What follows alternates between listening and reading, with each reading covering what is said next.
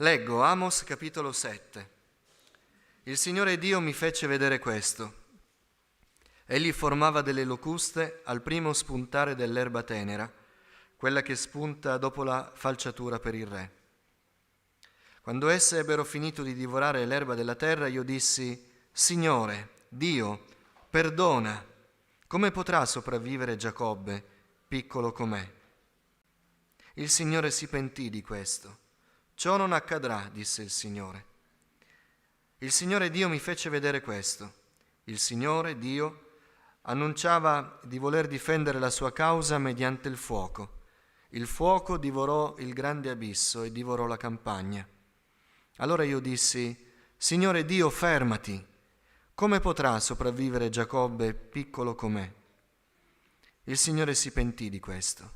Neppure ciò accadrà, disse il Signore Dio. Egli mi fece vedere questo. Il Signore stava sopra un muro e aveva in mano un filo a piombo. Il Signore mi disse: Amos, che cosa vedi? Io risposi: un filo a piombo. E il Signore disse: ecco, io metto il filo a piombo in mezzo al mio popolo Israele. Io non lo risparmierò più. Saranno devastati gli alti luoghi di Isacco. I santuari di Israele saranno distrutti. Io mi leverò con la spada contro la casa di Geroboamo. Allora Amasia, sacerdote di Betel, mandò a dire a Geroboamo, re di Israele: Amos congiura contro di te in mezzo alla casa di Israele. Il paese non può sopportare tutte le sue parole. Amos infatti ha detto: Geroboamo morirà di spada e Israele sarà condotto in esilio lontano dal suo paese. Poi Amasia disse ad Amos: veggente, vattene, fuggi nel paese di Giuda, mangia il tuo pane laggiù e là profetizza, ma a Betel non profetizzare più, perché è santuario del re e residenza reale. Allora Amos rispose: io non sono profeta, né figlio di profeta. Sono un mandriano e coltivo i sicomori. Il Signore mi prese mentre ero dietro al gregge e mi disse: va, profetizza al mio popolo, a Israele. Ora ascolta la parola del Signore. Tu dici: non profetizzare contro Israele e non predicare contro la casa di Isacco. Ebbene, così dice il Signore: tua moglie si prostituirà nella città, i tuoi figli e le tue figlie saranno uccisi con la spada, il tuo paese sarà spartito con la cordicella, tu stesso morirai su terra impura e Israele sarà certamente condotto in esilio lontano dal suo paese. Preghiamo il Signore. Signore, parla al nostro cuore questa mattina attraverso la figura di quest'uomo che tu hai scelto per portare la tua parola, Signore. Signore, facci comprendere il gran bisogno che c'è della tua parola. Signore, vogliamo che quest'epoca, questo tempo che viviamo, il tempo e le persone intorno a noi possano ricevere la tua parola. Signore, ricordiamo i tempi bui e oscuri nei quali tu avevi smesso di parlare. Signore, ricordiamo il tempo in cui noi non avevamo sentito la tua parola, ma quando la tua parola ci ha raggiunto, la nostra vita è cambiata. Per questo, Signore, ti chiediamo di far giungere ancora la tua parola. Questa mattina, Signore, scuoti i cuori, soprattutto quelli induriti, quelli che sono diventati impermeabili alla tua parola. Signore, per lo Spirito Santo, che anche solo una parola pronunciata possa attraversare le mura più alte, Signore, e possa raggiungere i cuori più duri, Signore, perché la tua parola è spirito e vita. Parla ai cuori, Signore, e produci vita eterna, salvezza, risveglio, zelo per la tua casa, Signore. Quest'opera la fai tu, Signore. Per questo ti chiedo di avere pietà di me, di riempirmi del tuo spirito, Signore, di purificare il mio cuore, di allargare la mia mente, Signore. Signore, aiutami a condividere la tua parola e non pensieri umani. Te lo chiedo nel nome di Gesù. Amen. Amen. Potete accomodarvi, fratelli. Amasia era un sacerdote di un luogo sacro che si trovava a Betel, nel regno di Israele. Voi sapete che dopo Salomone, già con il figlio di Salomone, il territorio di Israele si spaccò in due. Di 12 tribù, 10 decisero di seguire Geroboamo, non questo che dice Amos, questo è Geroboamo II.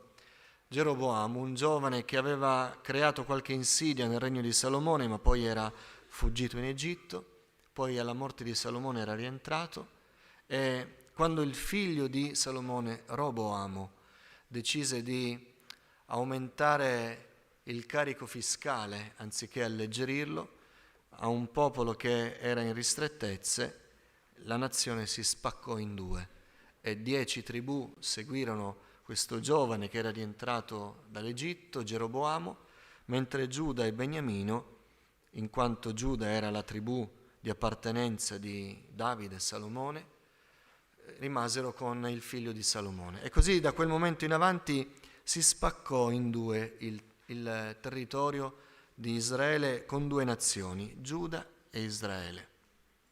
Amos apparteneva al territorio di Giuda, viveva nei pressi di Gerusalemme, 16 chilometri sotto Gerusalemme, e fu chiamato a profetizzare a Betel, che non era lontano da Gerusalemme, ma era comunque nel territorio di Israele. Sia Gerusalemme che Betel erano vicini al confine, ma per andare a Betel Amos doveva attraversare il confine. Ecco perché questo Amasia, che si trovava in Israele, ora Israele si era allontanato molto più di Giuda dalle vie del Signore e avevano iniziato a svolgere il culto a modo loro, dicendo tanto il Signore ci ascolta, il Signore sa che lo amiamo, e avevano fatto il culto come decidevano loro, ma tutto Israele, tutte le 12 tribù di Israele sapevano che il Tempio era a Gerusalemme, che le festività dovevano essere svolte a Gerusalemme, eppure scopriamo che a Betel c'era un luogo sacro dove facevano il culto al Signore. Ovviamente Geroboamo II non era un re che aveva il timore di Dio, era un re ribelle a Dio e quindi non faceva le cose che il Signore desiderava.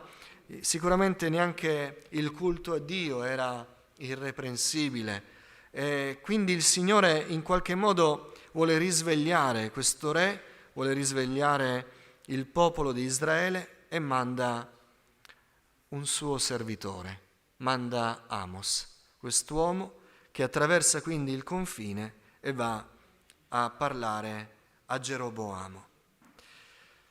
Perché anche Geroboamo, anche questo popolo di Israele, oltre al popolo di Giuda, avevano bisogno della parola di Dio.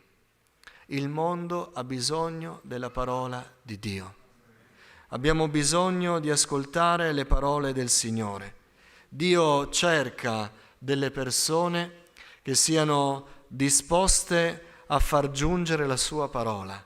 Dio si vuole usare di uomini e donne che hanno il suo timore, perché lo scopo di Dio è di far giungere la parola del Signore a quelli che ne hanno bisogno. La parola di Dio è necessaria per la salvezza dell'anima. Ogni uomo deve ascoltare, anche i credenti, chiaramente soprattutto gli increduli, hanno bisogno di ascoltare per la loro salvezza la parola di Dio, non pensieri umani, non cercare i discorsi che più sono in sintonia con le nostre preferenze, ma la parola di Dio. È la parola di Dio che trasforma l'anima.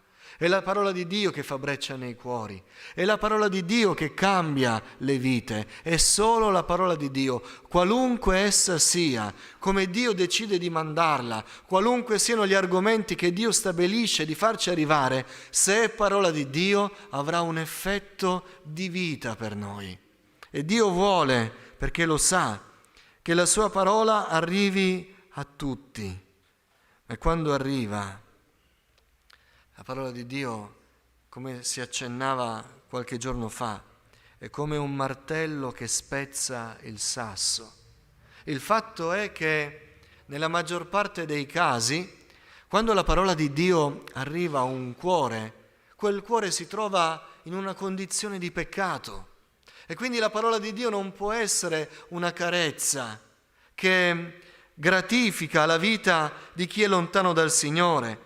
Ma a volte quando la parola di Dio incontra il peccato nella nostra vita risulta dura e diretta, ma non è un problema, perché quella parola, seppur dura e diretta, darà vita.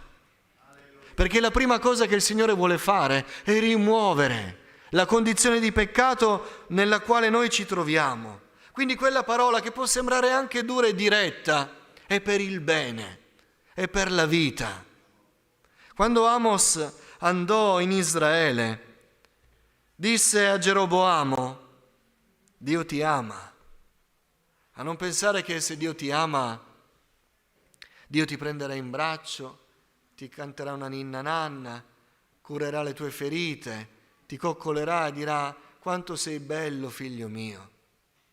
Dio ti ama e ti dice che sei nel peccato, e se rimani in quel pantano di peccato, tu morirai, e io non voglio che tu muoia.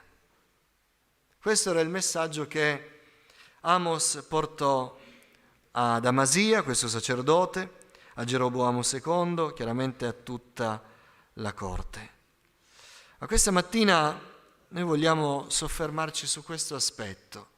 Poiché Dio vuole far arrivare la sua parola, Dio sta cercando uomini e donne di cui si possa usare per far arrivare la sua parola.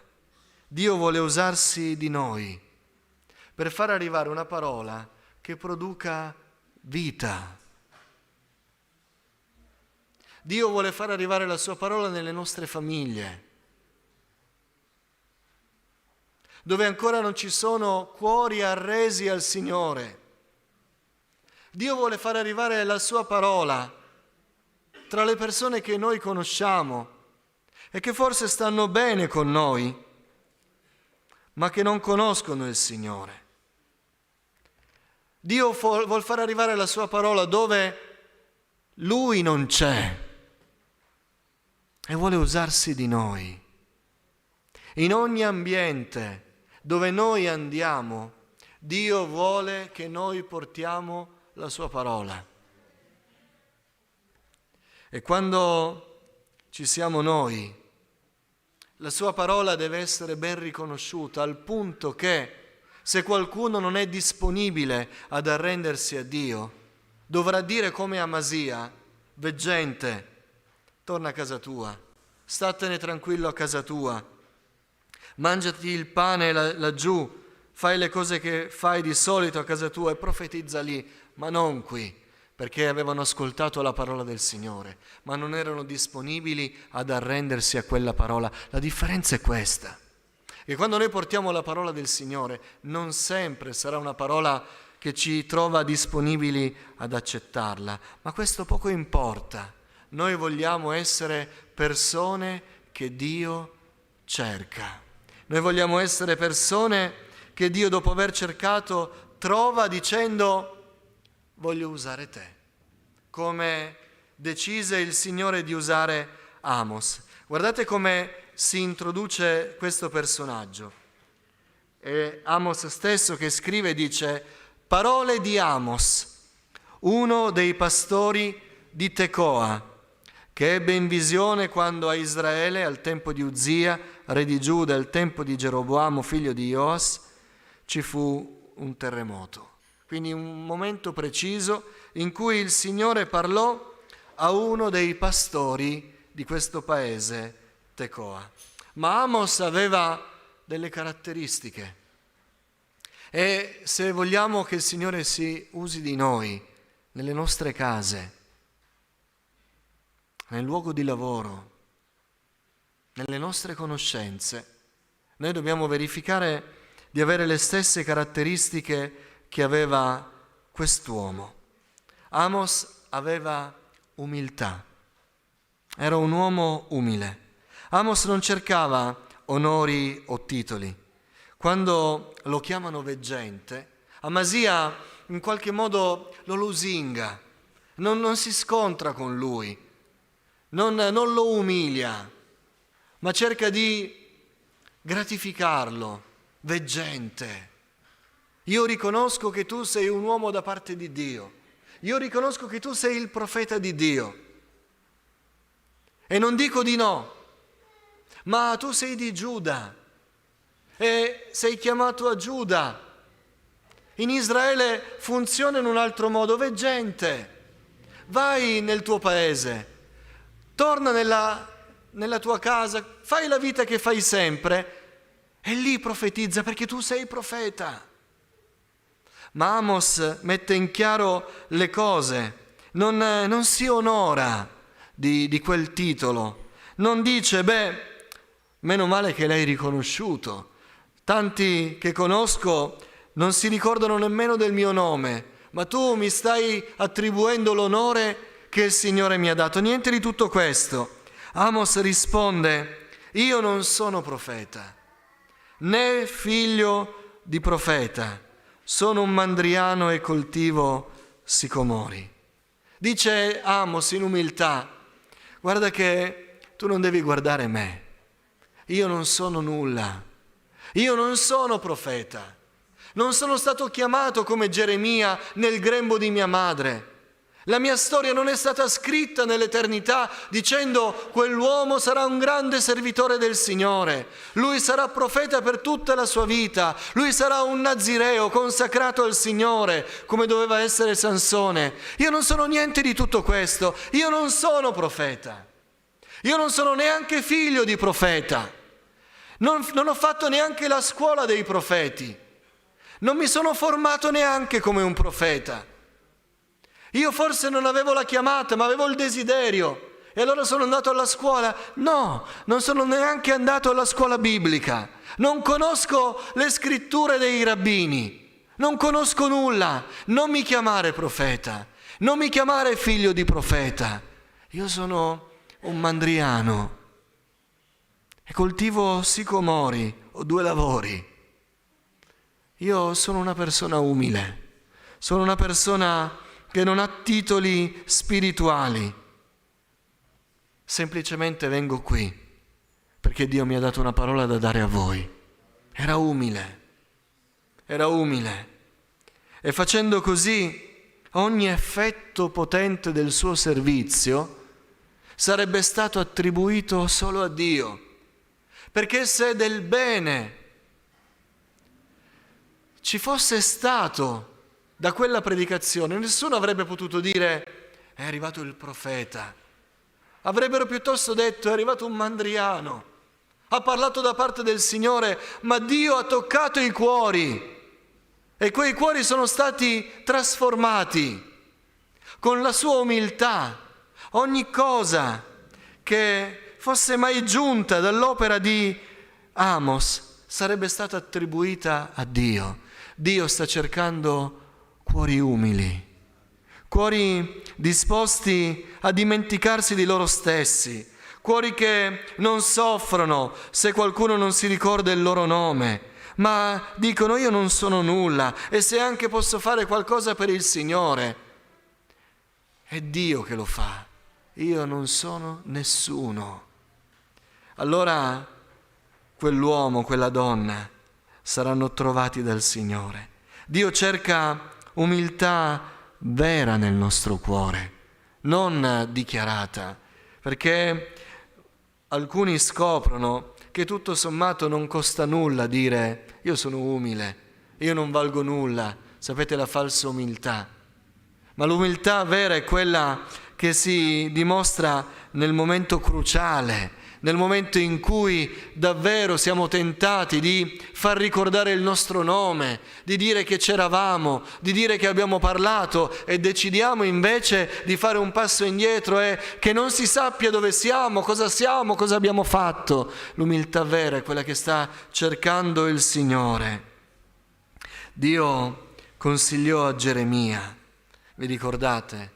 Al capitolo 45 sta per arrivare un giudizio sul popolo di Dio e Dio dice a Geremia: cerchi grandi cose per te, non le cercare. non le cercare, perché sei chiamato a parlare da parte mia e non è un momento di onori, è un momento di risveglio. Forse è il caso che lasci il peso della predicazione a me, non cercare grandi cose per te. Ancora il Signore dice in Isaia, al capitolo 66, Isaia ricorda che il Signore è alla ricerca, come stiamo dicendo questa mattina, e dice così: ecco su chi io poserò lo sguardo. Fratello, sorella, vuoi che il Signore posi il suo sguardo su di te? Amico che sei qui per le prime volte e ancora non ti sei arreso al Signore, giovane, adolescente, che sono anni che ascolti la parola di Dio e ancora non hai deciso per il Signore, vuoi che Dio posi il suo sguardo su di te? Ecco su chi io poserò lo sguardo, su colui che è umile, che ha lo spirito afflitto e trema alla mia parola. Signore, posa il tuo sguardo su di me questa mattina. Alleluia. Gesù ci consigliò: imparate da me, che sono umile e mansueto. Vogliamo imparare da Gesù, essere umili. Quindi Dio trovò in Amos umiltà per poterlo usare. Dio trovò in Amos ubbidienza. Amos aveva, lo dice, una professione secolare. Il termine ebraico che lui usa per dire mandriano, pastore, è un termine che ci fa capire che non era un semplice pastore di greggi, che aveva il suo numero di pecore, di bestiame e lo seguiva, come era per esempio Davide. Il termine ci fa capire che lui era un supervisore di greggi. Egli stava dietro a numerosi greggi e quindi questo ci fa capire che sicuramente non era uno che arrivava con l'acqua alla gola il 27 del mese. Poi aveva un secondo lavoro. Egli coltivava i sicomori, dice. Questi alberi che generalmente non producono frutto se non si trovano in territori particolari, e i territori fertili per i sicomori non erano a Tecoa, dove stava Amos, ma erano un po' più distanti e non facevano frutto sempre, quindi non c'era bisogno di stare sempre lì. Questo ci fa capire che Amos aveva due professioni redditizie. Quella della gestione del bestiame, era allevatore. Lui faceva nascere i piccoli, lui allevava i bestiami per farli crescere di numero e poi curava un certo numero di piante per averne del frutto, non so, forse per cibarsi, per vendere, non lo so, per creare il cibo per il bestiame, non lo sappiamo, ma questo ci fa capire, e lui lo dice ad Amasia: guarda che io un lavoro ce l'ho, io non ho bisogno di nulla. Io non ho bisogno delle offerte che vengono fatte ai Leviti, perché sono consacrati al Signore e quindi vivono delle offerte del popolo. Io vivo la mia vita, io ho il mio lavoro, la mia professione, io ho un reddito, io posso provvedere alle mie necessità materiali, io non vivo in ristrettezze economiche, io svolgo il mio lavoro, io sono a posto con la vita, non ho niente da chiedere. E tu stesso lo accenni, Amasia, quando dici: torna al tuo paese e mangia il tuo pane lì. Io ce l'ho il pane da mangiare, io non ho preoccupazioni, io sono un ebreo timorato di Dio che può vivere serenamente la sua vita. Ma Dio lo chiamò a profetizzare, lo chiamò a parlare da parte di lui. E Amos poteva rimanere tranquillo, Poteva continuare a svolgere il suo mestiere, dire io rimango nella mia fede, faccio il mio lavoro, lo faccio bene, sarò un rispettabile israelita come lo era Natanaele. Ecco un vero israelita in cui non c'è frode, fu la definizione che Gesù diede a Natanaele. Io svolgerò il mio ruolo nel mio paese serenamente, un lavoratore onesto, un padre di famiglia che ama il Signore e in ogni occasione, ogni festività, ogni scadenza religiosa io ci sarò fedelmente. Ma Dio lo chiamò ad andare fuori dal suo paese, a parlare dicendo una parola scomoda. Il mestiere di profeta non era un mestiere conveniente, soprattutto in quell'epoca. Era più conveniente essere un mandriano che un profeta. Era un mestiere incerto nella quotidianità. Era un ruolo che esponeva Amos a pericoli. Ma chi glielo faceva fare? Lui che aveva un buon mestiere, che aveva un buon reddito, andare a parlare da parte del Signore con il rischio che questi, se avessero preso male la sua parola, lo avrebbero incarcerato o forse ucciso. La storia di Geremia diceva molto riguardo a questo. Il mestiere di profeta era scomodo nel messaggio, andava a creare turbamento in chi era duro di cuore, andava a scuotere le coscienze, non strappava sempre sorrisi ed era pericoloso nelle reazioni. Prendete quest'uomo, imprigionatelo, ha parlato con ardore a un re, non ha avuto rispetto del re, ma Dio chiamò Amos e trovò nel cuore di Amos ubbidienza. Molti pregano il Signore che Dio li possa usare in qualche modo, ma poi quando il Signore chiede qualcosa ed è il momento in cui bisogna ubbidire al Signore, Dio non trova in quei cuori ubbidienza.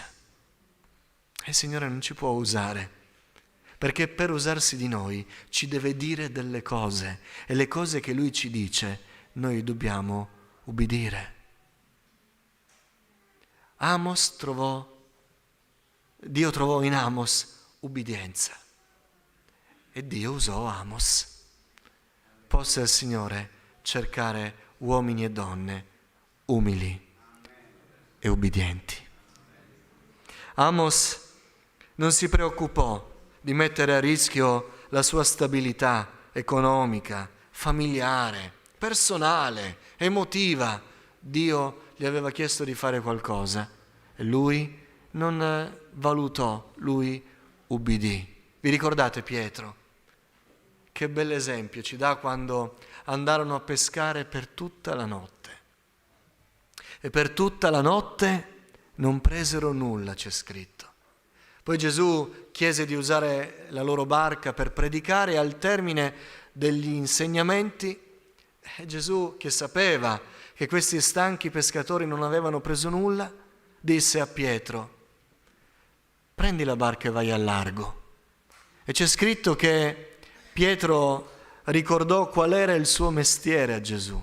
Signore, noi sappiamo come si pesca. Si pesca di notte. Questa notte siamo usciti, abbiamo pescato, siamo andati e abbiamo gettato le reti e tutta la notte abbiamo cercato di prendere qualcosa e non abbiamo preso nulla. Però, secondo la tua parola, io getterò le reti. Anche se la mia esperienza professionale mi dice che sarà inutile, anche se è sorto il sole, i pesci vanno in basso e non abboccheranno, anche se siamo stanchi da morire, non ce la facciamo più, però, secondo la tua parola, ubbidirò.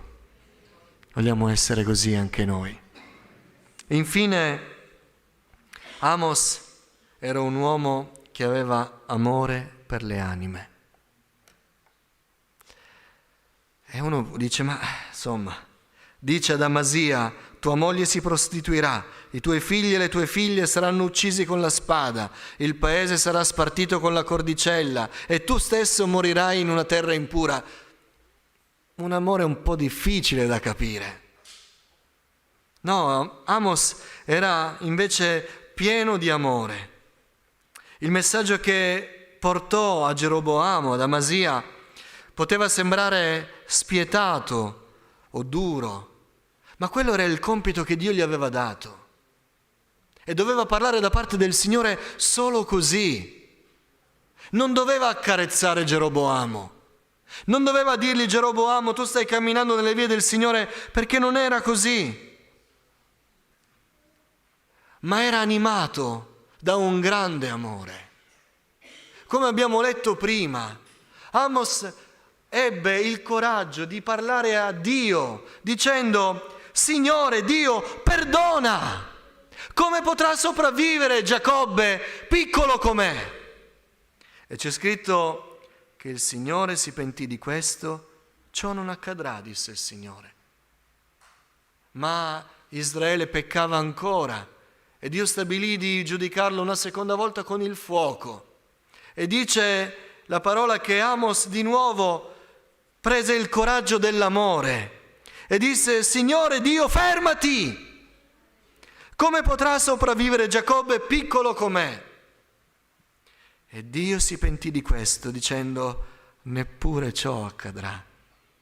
Io credo che il Signore sorride quando sente un uomo, una donna, come fu per esempio, vi ricordate Abramo, per Sodoma e Gomorra, o Mosè, quando Dio voleva sterminare Israele e creare una discendenza a Mosè per fare un nuovo popolo. Io credo che il Signore sorride quando dice, non lo farò. Non è scocciato quando il Signore, la parola di Dio si esprime così, ma noi comprendiamo che per far capire a noi, quando il Signore cambia idea, quando il Signore si pente, è contento, perché incontra qualcuno che davvero sta intercedendo a costo della sua vita, a costo di parlare in modo non degno, non adatto al Signore, a costo di essere Lui stesso giudicato. Dio approva un cuore pieno d'amore. Alleluia. E Amos era un uomo pieno di amore. Ora, l'amore per le anime non significa che noi accomodiamo, che noi tolleriamo, che noi nascondiamo le cose che Dio disapprova a quelli che stanno sprofondando nell'abisso. Non significa questo. Ma poi vedono che siamo duri, che non li amiamo. Perché Dio ci ha dato la parola della vita. E la parola della vita è l'unica parola che può salvare. E deve risolvere il problema del peccato innanzitutto. Noi, se abbiamo amore, dobbiamo fare tutto il necessario, tutto quello che è possibile. E Dio vede cosa c'è nel nostro cuore. Se Dio troverà amore per le anime, Dio si userà di noi. Alleluia. Amos era un uomo umile, era un uomo ubbidiente, era un uomo che aveva amore per le anime. Tu potevi improvvisamente presentarti da Amos e dirgli: a che cosa stai pensando? E probabilmente Amos non vi avrebbe detto: il mio lavoro oggi ho avuto una giornataccia, è difficile, prego Dio che mi lasci pace nel cuore perché è difficile stare nel posto di lavoro. Probabilmente Amos, se a bruciapelo gli aveste chiesto: a cosa stai pensando? Sto pensando che devo tornare a casa, ho tante faccende da fare, e la mia famiglia, tante esigenze. No, probabilmente Amos vi avrebbe risposto: Israele è lontano dal Dio vero. Sto pensando che cosa posso fare, che cosa posso dire per portare salvezza al mio popolo. Sto pensando che cosa posso dire al Signore per fargli cambiare idea riguardo al giudizio che grava su di noi che siamo peccatori. Amos aveva un amore per le anime perdute che assorbiva la sua mente, che lo spingeva a intercedere in preghiera, e non si curava solo della sua vita, del suo orticello, di casa sua, di quello che Dio poteva fare per lui, ma era disposto a ubbidire a qualunque cosa il Signore gli avesse chiesto, perché la richiesta di Dio incontrava il desiderio che c'era nel suo cuore di vedere la salvezza di Israele. Il nostro cuore è così. Se il nostro cuore è così, Dio chiamerà noi. Dio chiamerà noi. Se troverà il nostro cuore umile, ubbidiente e pieno di amore per le anime, Dio chiamerà noi. Amen. Fratelli, concludo con questa considerazione. Questa parola non è una parola che mette una buona alternativa che qualcuno può scegliere oppure non scegliere. Qualcuno può dire no, io non sono così disposto a ubbidire. Io non ho questo amore così profondo per i perduti. Io non sono così umile. Mi piace quando si ricordano di me. Non è un'alternativa che la parola ci offre. Perché, fratelli, a casa vostra non ci vengo io.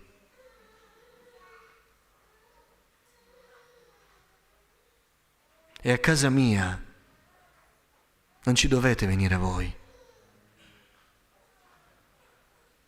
Nei luoghi in cui viviamo, il luogo di lavoro, le nostre frequentazioni, non ci vengo io. E voi non dovete venire nei luoghi dove vivo io. E a quelle persone, chi farà arrivare la parola di Dio?